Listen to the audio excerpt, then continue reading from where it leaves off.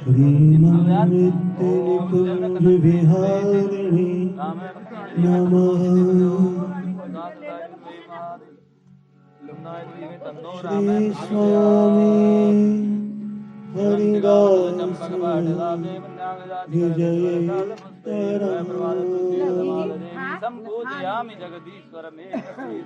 वंदे श्री हरिदास पादकमलं प्रणाम कर लो।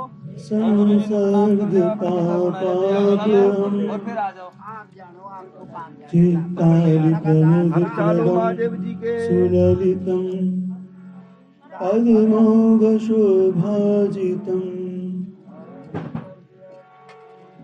तत्राक्तिर्मणितं तुभिः सुखकरं सेव्यं सदा हंसकेश तत्केलिषु सुधासरः प्रविकसत् पद्मबन्धुप्रियम्।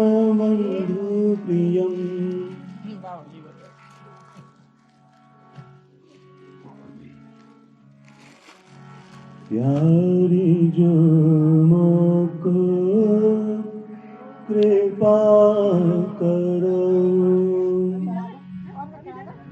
प्यारी जो मोको कृपा करो, ऐसी रुचि उपजे जिया मेरे तुम ही न छिन बिसरो।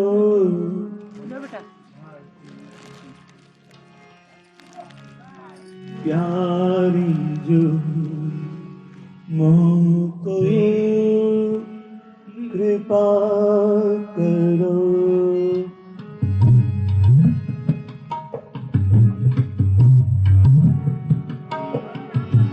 ऐसी रुचि उपजे जिया मेरे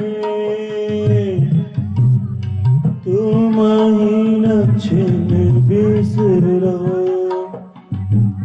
आपने अपनी करी प्रेम बढ़ावो, निज रस रीति सो भरो।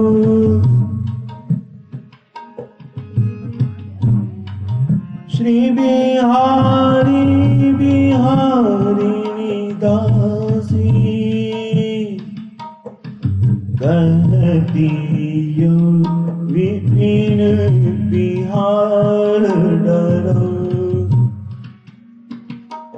कहती यो विपिन बिहार डरो।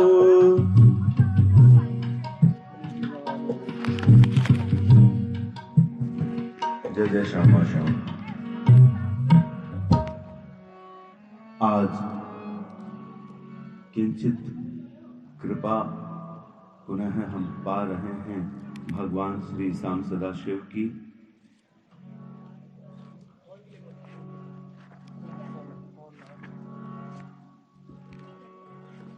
मानस क्या कहता है, क्यों आवश्यकता पड़ी हमारे जीवन में हमें राम कथा की?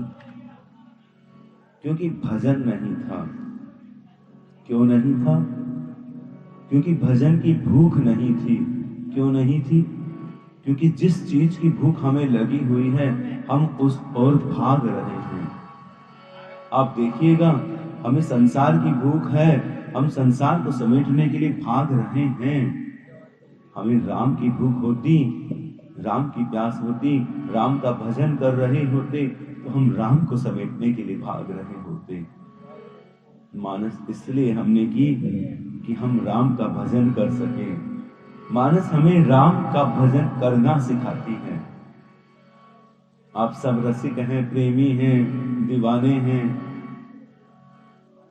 कुछ भगवान के दीवाने अलग ही होते हैं। एक रसिक संत थे, वह अपने अनुयायियों से एक कथा का श्रवण करते थे नित्य। उन्हें कहते थे कि वृंदावन में एक समय पर दो प्रेमी साथ साथ रहते थे, साथ साथ भजन करते थे, साथ साथ भगवान के रस में डुबकी लगाते थे। उनमें से एक प्रेमी का देहांत हो गया, वह भगवान में विलीन होने के लिए चले गए। दूसरे जो प्रेमी रहे, एक बार ये कुछ काल बीतने पर वृंदावन से गोवर्धन के लिए जा रहे थे, रात्रि हो गई। अब इनके साथ के जो प्रेमी थे, जो स्वर्ग सिधार गए, जो धाम सिधार गए, वह इन्हें आते हुए दिखे, जबकि वह सिधार चुके हैं। इन्होंने देखा कि मेरा वह मित्र जो साथ में भजन करता था, जो अब चला गया है, वह सामने से मेरी ओर आ रहा है। वह आए और दोनों की बात हुई। अरे तुम तो चले गए थे। हाँ मैं चला गया था, पर पहुंचा नहीं, भटक गया। भटक गए? तुम कैसे भटक गए? सारा जीवन तुमने भजन किया, तुम कैसे भटक गए? बोले कि भैया मैं जहां विश्राम करता था ना, वहां पर एक तकिया है और उस तकिए के नीचे 2 रुपए रखे हैं। वो मुझे किसी ने वैष्णव सेवा के लिए दिए थे और वह वैष्णव सेवा मैंने नहीं कर पाया, इतने में ही प्राण छूट गए। तो उसमें आसक्ति होने के प्रभाव से मेरा उद्धार नहीं हुआ, वो भजन काम ना आया। तो मैं तुमसे विनती करता हूं कि तुम गोवर्धन बाद में जाना, पहले तुम कुटिया में जाओ, उस 2 रुपए को वैष्णव सेवा में खर्च करो। जब वापस लौट जाओगे तब मेरा उद्धार होगा। जैसे ही वह संत लौटे, उन्होंने देखा तकिए के नीचे 2 रुपए रखे थे, 2 रुपए को उठाया, उस 2 रुपए को खर्च कर दिया। कहां? जहां खर्च होनी थी, वैष्णव सेवा में। जैसे ही खर्च हुआ, उन्हें रस की प्राप्ति हो गई। जीवन भर भजन करने पर भी भगवत प्राप्ति ना होना कितनी बड़ी पीड़ा की स्थिति है। क्या आसक्ति रही? मात्र 2 रुपए। भगवान के अतिरिक्त दूसरी चीज का चिंतन अगर हमारा हृदय करता है, तो यह मान लीजिए हम भगवान के चिंतन में, भगवान के भजन में अपने लिए ही पत्थर उगा रहे हैं, कंकर उगा रहे हैं। जनक जी, विभीषण जी, कैसे कैसे का उद्धार भगवान ने किया है। जनक जी को देखिए आप, कैसे हैं। जनक जी हैं राजा के रूप में मुनि, और इसी मानस में ऐसे कपटी मुनि का भी चरित्र है, जो दिखता मुनि है पर भीतर एक राजा होने की हसरत है। प्रताप भानु जी के चरित्र में हमने वर्णन किया था।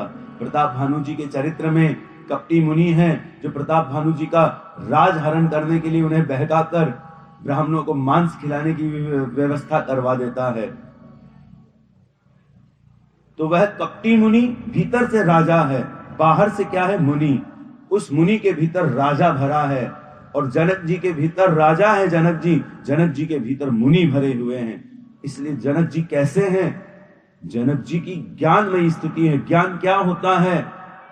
अद्वैत, दूसरा नहीं दिखे, द्वैत का विलन हो जाए, वही ज्ञान है। यानी राम रह जाए, यही ज्ञान है। जनक जी को सुख और दुख 2 चीज नहीं दिखती, राग और द्वेष 2 चीज नहीं दिखती। क्यों नहीं दिखती? क्योंकि कहीं आसक्ति नहीं है। आसक्ति कहीं होगी तो राग भी होगा, द्वेष भी होगा।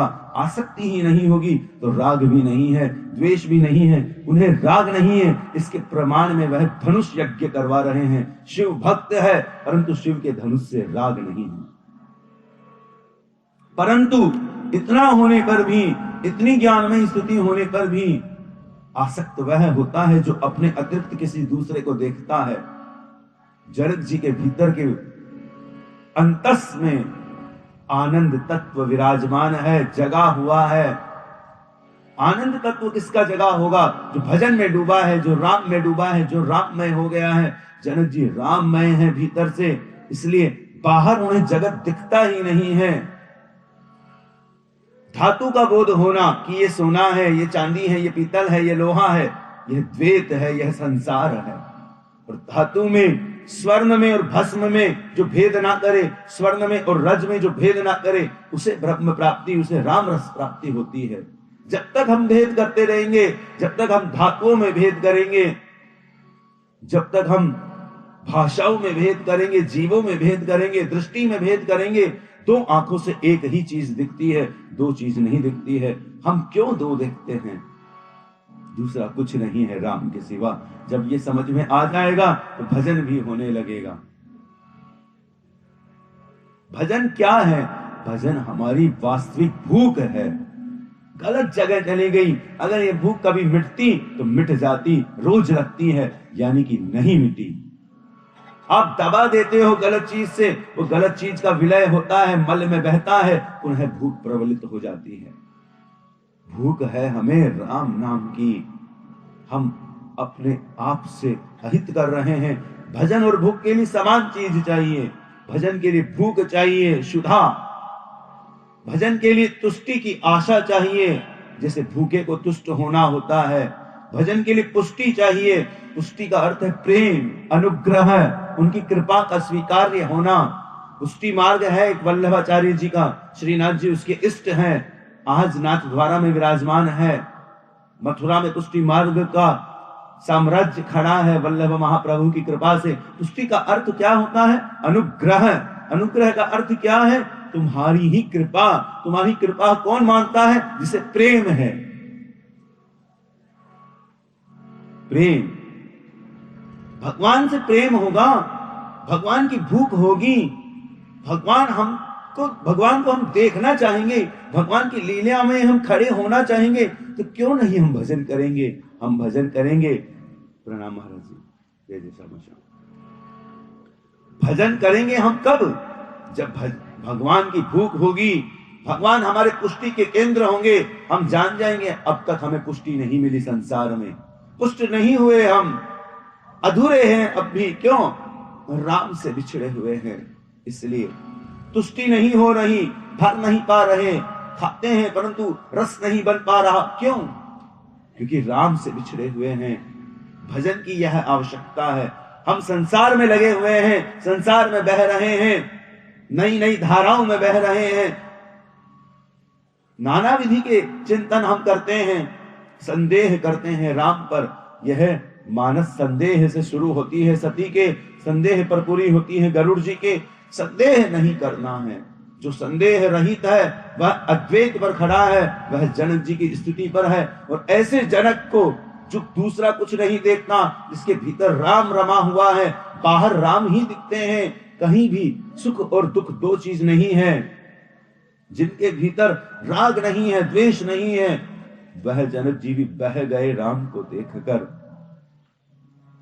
जो आसक्त नहीं होते, आसक्त के लिए सुंदरता का बोध होना आवश्यक है कि यह सुंदर है वह नहीं है, यह सुंदर है वह नहीं है। जनक जी को तो नित्य एक ही साम्राज्य दिखता है, वह जनक जी भी बह गए राम को देखकर। यह सगुण उपासना का आधार है।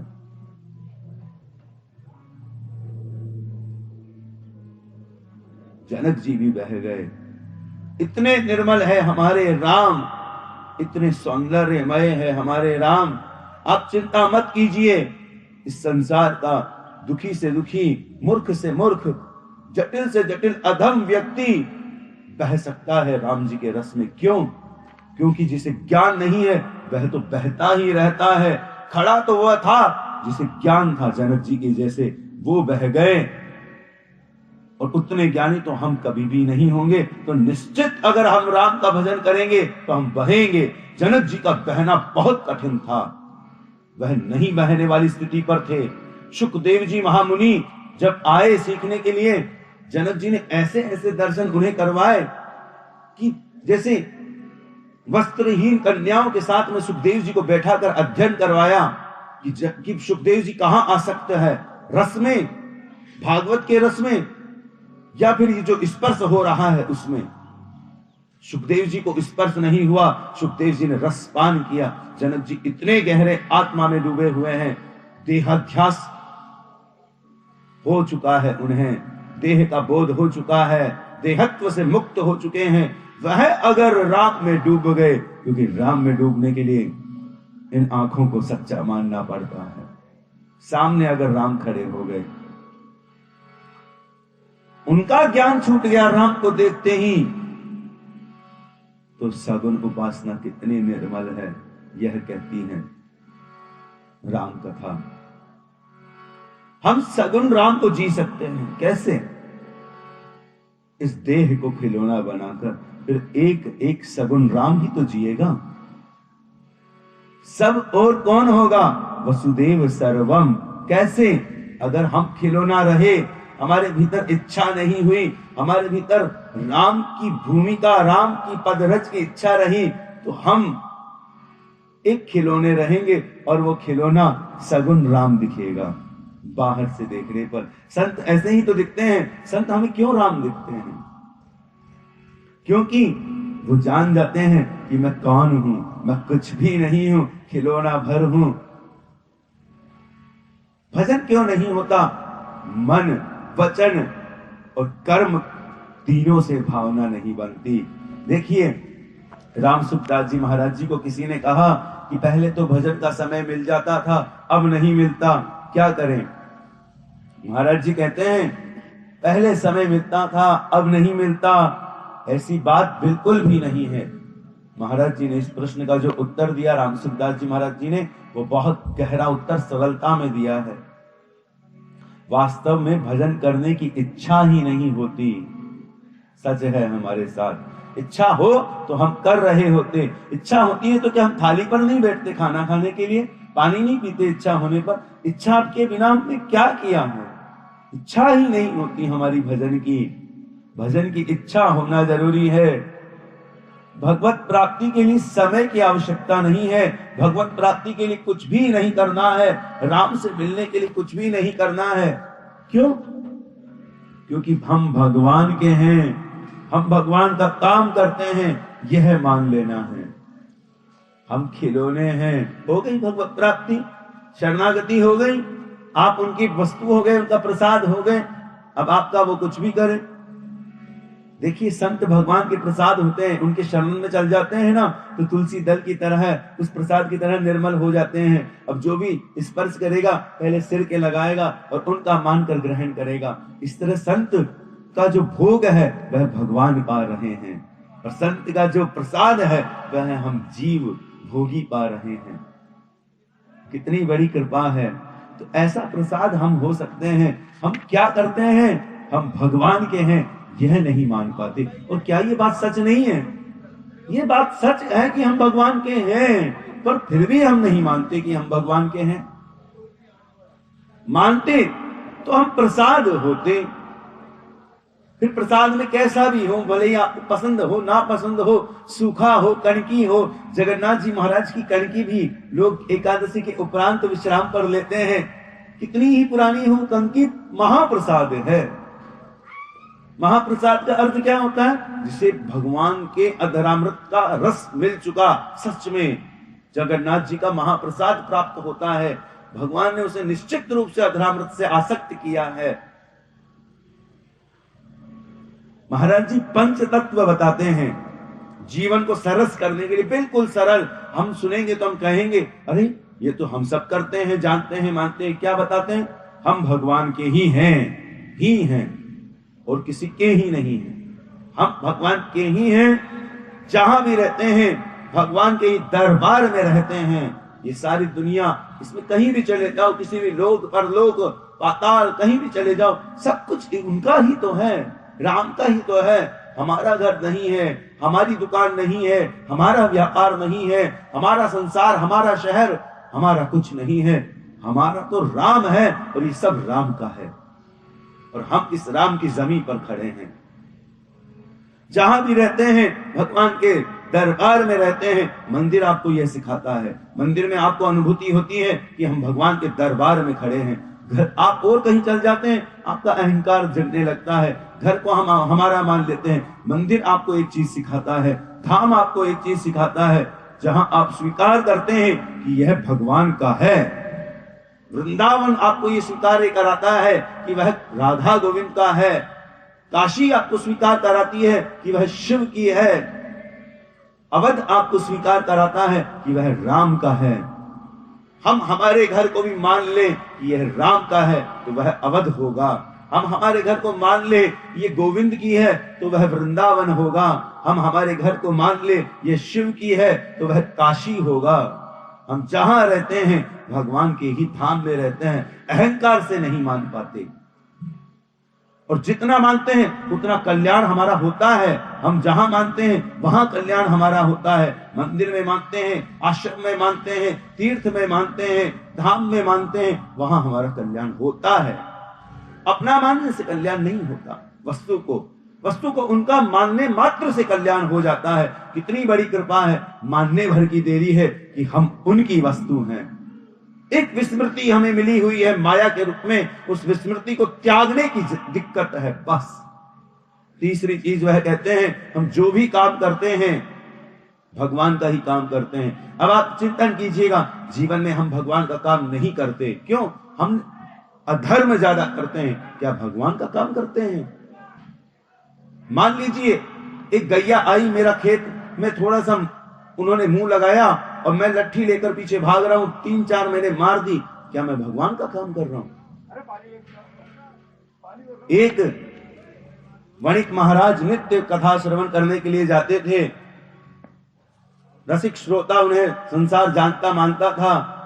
उनका पुत्र इस बात से परेशान रहता था, पिताजी नित्य कथा श्रवण करने चल जाते हैं, एक दिन किसी वस्तु को पूछने के लिए दुकान में कि वह वस्तु कहां रखी है, वह चला जाता है पिताजी के पास में।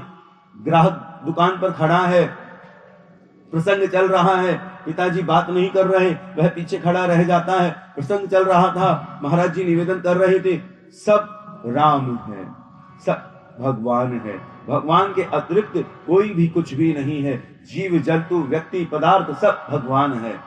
यह प्रसंग चल रहा था, उसने यह सुन लिया। पिताजी ने कहा ठहरो आता हूं, हाथ से इशारा किया, वह लौट गया।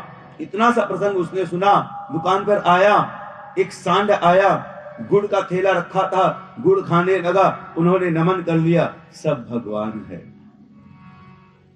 पिताजी आए, पिताजी ने देखा कि सांड गुड़ खा रहा है और बच्चा रोक नहीं रहा, उन्होंने सांड को मारना शुरू किया, भगा दिया और बोले ये क्या कर रहा था?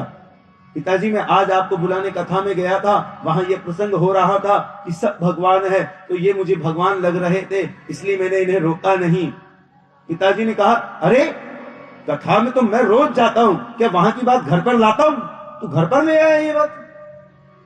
कथा से हम उठकर चल जाते हैं, उस बात को घर पर नहीं लाते, जीवन में नहीं लाते, उसे चेतना में नहीं लाते, प्रकाश में नहीं लाते, उसे हम जीते नहीं हैं। जीने लगे तो कुछ अलग लगेगा संसार को, परंतु हमें भगवान मिलेंगे निश्चित रूप से।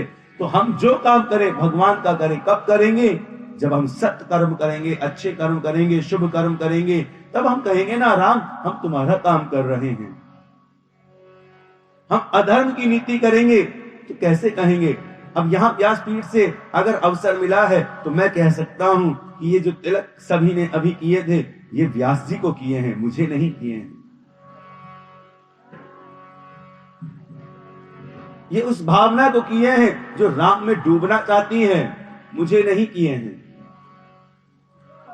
यहां मैं अपना चिंतन करूं, अपनी बात करूं तो कोई नहीं सुनेगा। यहां राम को हम सुनने के लिए बैठे हैं, राम की बात के लिए हम बैठे हैं। तो ये तिलक, ये सम्मान, ये भावना, ये नमस्कार सब राम के लिए है, किसी जीव मात्र के लिए नहीं है। राम को नमन है, मुझे नमन नहीं है, अगर भीतर राम है उसे नमन है। इस बात का बोध होना चाहिए। जो करते हैं भगवान के लिए करते हैं, भगवान का काम करते हैं, शुद्ध सात्विक भाव से हम जो भी पाते हैं भगवान का प्रसाद पाते हैं। राम सुखदास जी महाराज जी ने बताया कि हम जो भी पाते हैं जीवन में भगवान का प्रसाद पाते हैं। सामने वाला अच्छा, अब इसमें हम थोड़ा सा हार जाते हैं। कैसे? अच्छा मिला तो हम उसे कह देंगे भगवान का प्रसाद है। थोड़ी सी भी प्रतिकूलता आई, दुख मिला, विषाद मिला, सामने वाले ने थप्पड़ मारा, डांटा पीटा, तो हम नहीं मानते भगवान ने कृपा की है। मानते हैं क्या? जीवन में दुख आते ही कि ये भगवान ने कृपा की है। या जीवन में कोई हमें डांट दे, मार दे, पीट दे, तो हम स्वीकार करते हैं कि भगवान ने कृपा की है। हम झूठ बोले परंतु कोई हमसे झूठ बोल दे, हम स्वीकार करेंगे कि भगवान ने कृपा की है। प्रसाद मानना है हमें नित्य, जो भी मिल रहा है तेरा प्रसाद है। क्यों भाई? बात यह है, हमारे पापों को नष्ट करना है, इस हृदय को पवित्र करना है, प्रकाशित करना है, इसे प्रज्वलित करना है। अब इसको प्रज्वलित करने के लिए भगवान अगर हमारे जीवन में दुख के द्वारा अग्नि लगा देते हैं, एक भीतर आग मचा देते हैं जिससे सब प्रकाशित होने लगे, तो ये तो बहुत सुंदर है। दुख में हम प्रकाशित होने लगते हैं, दुख में हम सत्य का दर्शन कर सकते हैं। दुख देखता है कौन सच्चा है कौन झूठा है। जो नशे में होता है उसे नहीं दिखता, जो संसार में निकल जाता है, संसार से एक बार ठोकर दे देता है, उसे सबक मिलता है। अच्छा, यहां तो कोई भी अपना नहीं है, बाप बेटे का नहीं है, बेटा बाप का नहीं है। ठोकर खाने पर पता चलता है, बिना ठोकर खाए नहीं समझ में आती। तो हम हर चीज भगवान का प्रसाद पाएं। कैसे पाएंगे? उनका मानेंगे, अपना नहीं मानेंगे। मेरा बेटा नहीं है, मेरे पिता नहीं है, सब उनके हैं, सब उनका स्वरूप है और सब कृपा कर रहे हैं। अगर गुरुवर डांट रहे हैं, अगर माता पिता डांट रहे हैं, अगर कोई भी डांट रहा है, हमारे कल्याण के लिए डांट रहा है। आज यहाँ पर हम तिलक माला इत्यादि सब कुछ चल रहा है। आपसे एक बात कहें, इसी जंगल में हम थोड़ा सा कदमकेश्वर जी के ऊपर थे, हमें कुछ लोग मिले, हाथों में, दोनों हाथों में थैले थे। भूतेश्वर जी जा रहे थे, भूतेश्वर जी के लिए वहीं का कुछ सामान था, हाथ में उन्हीं की कुछ व्यवस्था थी, आमेर से हमने ली थी वहां ले जाने के लिए। कुछ अनवयस्क तत्व मिले, उन्होंने हमें मारा सबने, परंतु हमारे हाथ से वो थैली लेना चाहते थे, कहते थे कि थैली दे दो। हमने थैली नहीं दी, थैली वो मंदिर की थी, तो उन्होंने हमें मारा। हम आगे चल दिए उनसे पिट पिटा के। तो हम यहाँ पर पिटे हुए भी हैं और यहीं पर हमें तिलक भी हो रहा है। दोनों स्थितियों में समान रहना है। अब ये बात मैंने क्यों कही? क्योंकि इस सम्मान का कोई मूल्य नहीं है। क्यों? क्योंकि उसका भी मूल्य नहीं था। अगर मैं उस पिटने पर रोता या उन्हें पीट देता, उस बात की अगर मुझे प्रतिकूलता का प्रभाव पड़ता, तो इस अनुकूलता का भी प्रभाव मुझे पड़ना चाहिए था। इसलिए नहीं पड़ता। सम्मान का भी नहीं पड़ता। क्यों? क्योंकि अपमान का भी हमें नहीं पड़ता। भाई, हम किसी पे क्रोध कर दें, अपमान कर दें, उसे रुला दें और फिर हम चाहें कि वो हमें क्षमा कर दे, और कोई हमारे ऊपर क्रोध करे, हमसे रोए, हमारे को रुलाए, कष्ट दे, तो हम उसे क्षमा नहीं करना चाहते। क्षमा पाने के लिए क्षमा करना भी जरूरी है, और वहां से मुझे दुख ना मिले तो यहां से सुख नहीं उठाना भी जरूरी है। दोनों स्थितियों में समान रहना पड़ता है। हर चीज प्रसाद है, भोग नहीं करना है, प्रसाद है। ये राम जी का प्रसाद है, ये स्थल, ये व्यास पीठ, ये वाणी, ये सब राम जी का प्रसाद है, भोग नहीं है। आगे आते हैं, एक और पॉइंट है जो मिलता है, भगवान का प्रसाद है। भगवान के दिए प्रसाद से भगवान के जनों की सेवा करनी है, यह मुख्य है। प्रसाद हम लोग नाम लेते हैं प्रसाद का और समेट के ले जाते हैं। हमने इस कथा में बार बार निवेदन किया, बधाई बांटिए, बधाई बांटिए, बधाई बांटिए। वैसे ही प्रसाद बांटिए। क्या बांटिए? प्रसाद, भोग नहीं। हम संसार में भोग बांटते हैं। कैसे? अधर्म से कमाया, मंदिर में लाके दिया, ये भोग बांट दिया। प्रसाद बांटना है, भगवान ने उसे स्वीकार कर लिया। धर्म से कमाया आपने, भगवान ने उसे स्वीकार किया। स्वीकार करने के भगवान ने, आपने प्रसाद माना कि अब भगवान का है। प्रसाद क्या होता है? जिसे आप स्वीकार कर ले कि ये भगवान का है, वह प्रसाद होता है। वृंदावन भगवान का है, वह प्रसाद है। ये तुलसी भगवान की है, यह प्रसाद है। तुलसी जहां टच हो गई वह प्रसाद हो गया, क्योंकि यह भगवान की है। यह माला जहां टच हो रही है वह भगवान की है, वह वस्तु भगवान की है। तुलसी माला कंठी जहां स्पर्श हो गई वह भगवान की है। रुद्राक्ष जहां स्पर्श हो गया वह शिव का है। हमारे संस्कार यह सिखाते हैं। शिव रुद्राक्ष देखेंगे, आपको नहीं देखेंगे, रुद्राक्ष देखेंगे। आहा, इन्होंने रुद्राक्ष पहना है, ये मुझसे कितना प्रेम करते हैं, इन्होंने मेरे आभूषणों को धारण किया है। नारायण तुलसी माला देखेंगे, आहा, इन्होंने तुलसी की माला पहनी है, कितना प्रेम करते हैं। देखिए, तुलसी की जो काष्ठ है, इन्हें चुभती भी होगी, फिर भी इन्होंने मेरे प्रेम में ये तुलसी की माला धारण की हुई है। भगवान निर्मल हृदय है, वो अचिंतन तो करते ही नहीं है, सचिंतन वह करते हैं, सुंदर चिंतन वह करते हैं। भगवान विरोध नहीं करेंगे। तो ये 5 चीज बाबा हमें सिखा के गए हैं, राम सुखदास बाबा, कि इतनी सी मान लें। नहीं हो पाती आत्मा मन वाणी से, हम भजन में नहीं डूब पाते, रस में नहीं डूब पाते। यह रस सब कुछ देता है। भजन हमारी भूख भी मिटाता है। कैसे? भजन होते ही भगवान से प्रेम होने लगता है। भजन होते ही धीरे धीरे भगवान का स्वरूप हमारे चित्त में बनने लगता है। भजन का अर्थ क्या? भगवान का नाम, नित्य नाम। वो क्यों नहीं आ रहा? क्योंकि उसकी भूख नहीं है। जो चीज आ रही है उस ओर हम लगे हुए हैं। हम कहने के लिए माला लेकर 2 घंटे बैठ भी जाएं, परंतु भागते हम 18 घंटे पैसे के पीछे हैं। भूख उसकी है।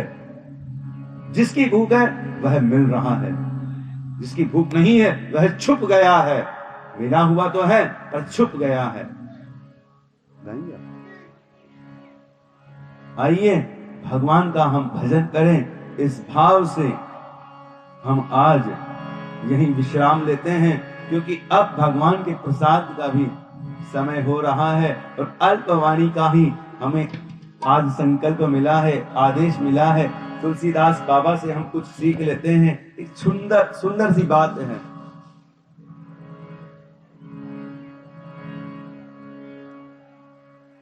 हाँ, बजाते रहना। तू सुन कृपाल न कृपाल, न कंगाल मोसो, दया में बसत देव सकल धर्म, राम काम तरु छाह चाहे, रुचि मन मान, तुलसी बिकल बलि को धर्म।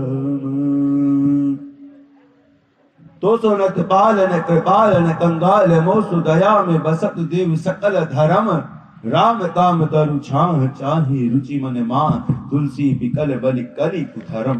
हे राम, हे राघव, हे कृपाल, हे दयालु, हे शरणागत रूपी मुझ कंगाल पर कृपा करने वाले असीम दया के सागर, तुम क्या नहीं देते, तुम किसे नहीं देते, तुम किसके संग नहीं रहते, तुम कल्प वृक्ष हो।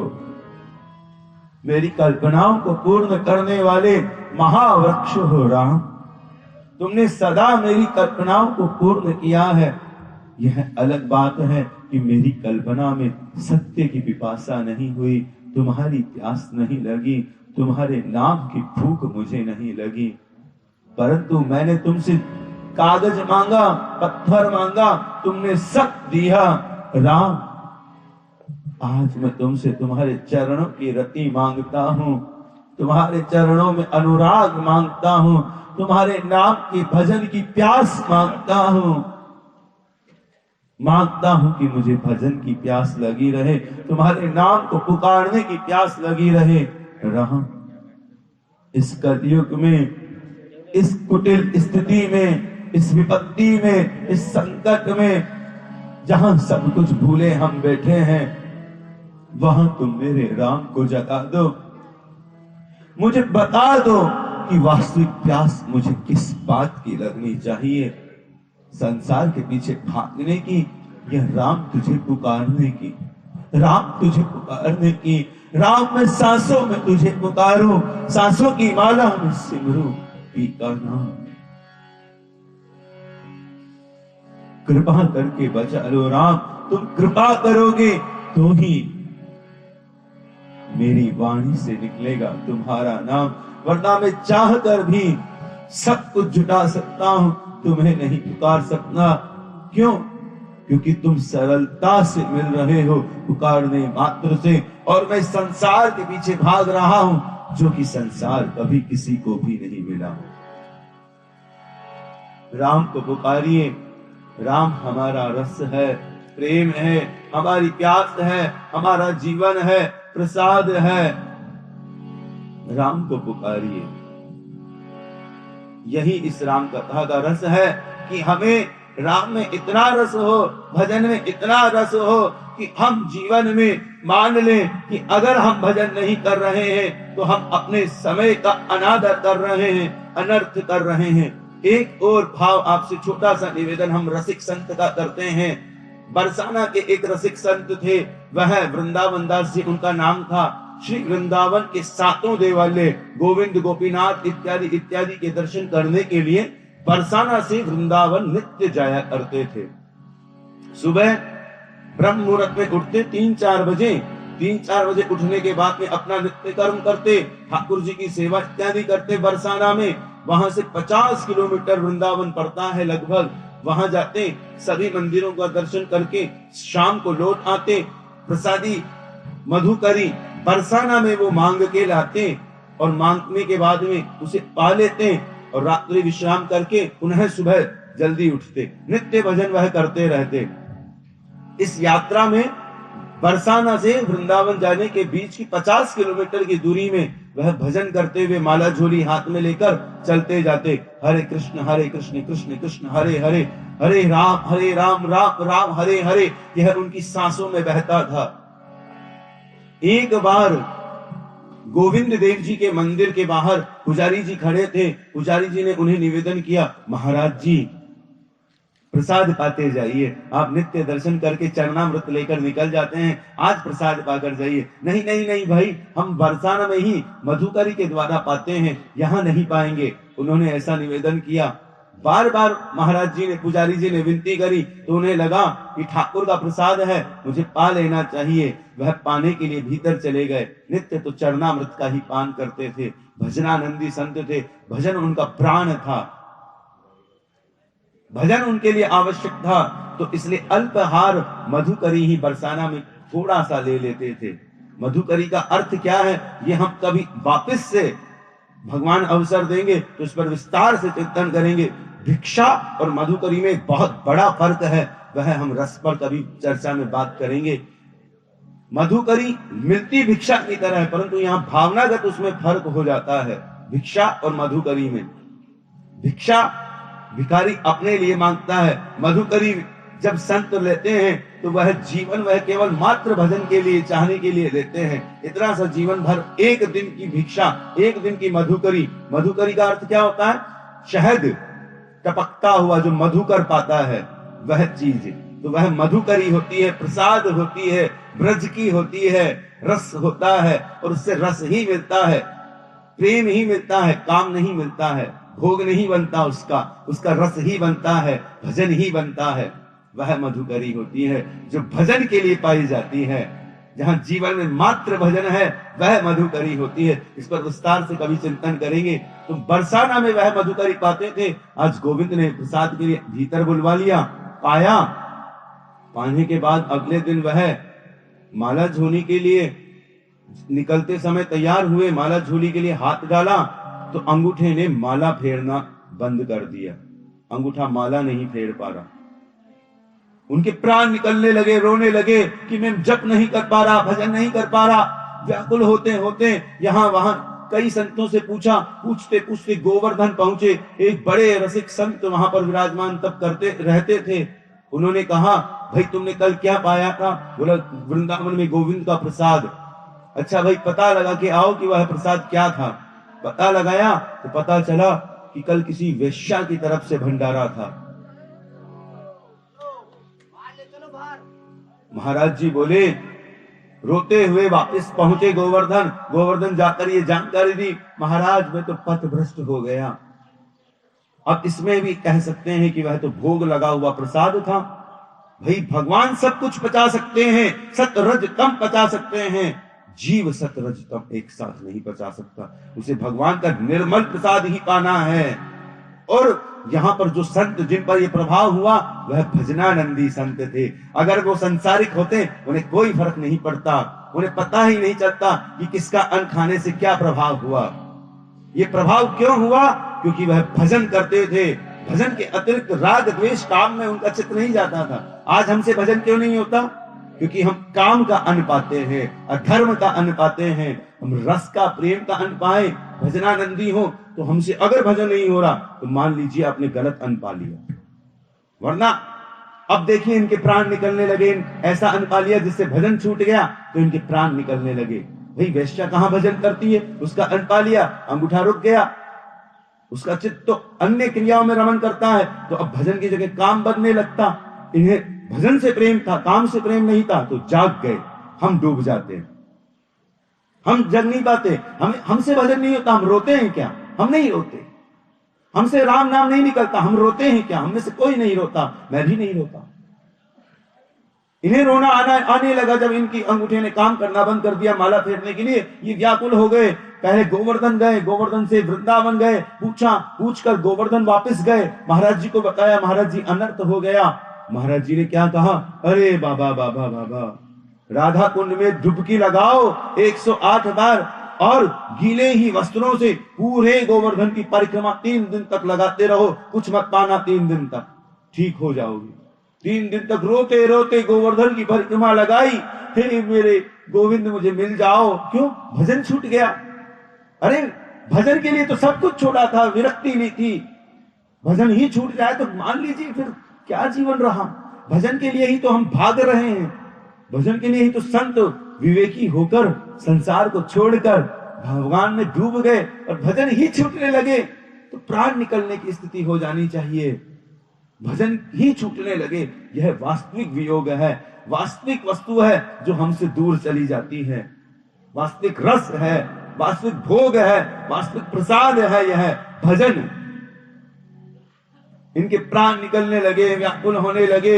इन्होंने 3 दिन तक परिक्रमा लगाई, रोते रोते। फिर इनका तीसरे दिन बाद जब वह अन्न का अंतिम कण भी शरीर से विलीन हो गया तो इनका अंगूठा काम करने लगा भजन में, इन्हें रस आने लगा। तो भाई चरणामृत से भी पार पड़ जाती है। जरूरी नहीं है नाना विधि भोग पकवानों की, परंतु भगवान का प्रसाद है, भगवान का रस है। यह जानकर मानकर भगवान के लिए ही पाना और जीना है और भगवान के लिए ही कर्म करके भगवान की सेवा में लगाना है। कर्म आप अपने लिए करो अधर्म से और लगा दो भगवान की सेवा में, ये बेईमानी है थोड़ी सी। क्यों? क्योंकि ईमानदारी यह है, मेरा कुछ नहीं है, मैं तुम्हारा हूं, सब तुम्हारा है। यह ईमानदारी है, मुसले ईमान यही है। जय जय राम।